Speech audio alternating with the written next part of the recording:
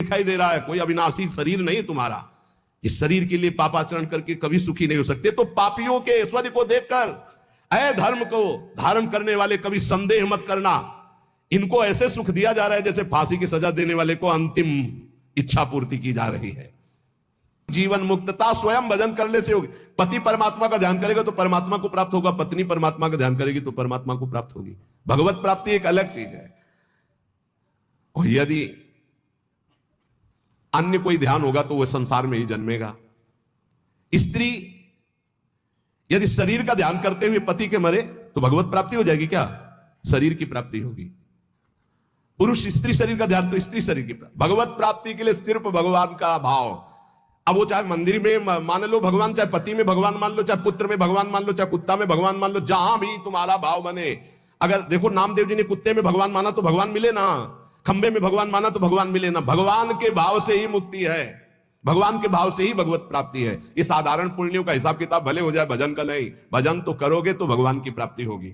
हाँ, अब जैसे कहा जाता है 21 पीढ़ियां तर जाती हैं, तो ये उसको सरकारी आदमी जो होता है उसके माता पिता को फ्री ट्रेन में नहीं होता है, परिवार के जनों को फ्री नहीं होता, तो ये है फ्री।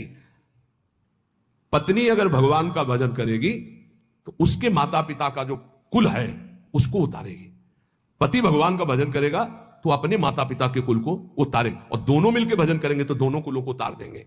भजन प्रत्येक जीव को स्वयं करना होगा, स्वयं से भगवत प्राप्ति होगी। अगर भजन नहीं करोगे, तुम्हारी जिह्वा में नाम जप नहीं चलेगा तो बात नहीं बनेगी। माता पिता कुल परंपरागत वो भगवान की बनाई हुई मर्यादा है, उससे पार होता है। जब भारत सरकार ऐसी व्यवस्था कर देती कि जो सरकारी आदमी होता है उसको गाड़ी बंगला मिलता है, उसके परिवार को जो सरकारी जैसे ट्रेन आदि उसमें फ्री आने जाने की कई व्यवस्थाएं होती, तो ऐसे ही भगवान ने व्यवस्था कर दी कि जिस कुल में भगवान का भगवत प्राप्त महात्मा पैदा हुआ तो उसकी आगे की पीढ़ी पीछे की पीढ़ी 21 पीढ़ियां तर जाती है। तो भगवान जैसा चाहे वैसा करे। लेकिन यहां जो प्रसंग चल रहा है कि पति भजन करे, पत्नी मनमानी करे तो पत्नी नरक जाएगी और पति भगवान को प्राप्त होगा।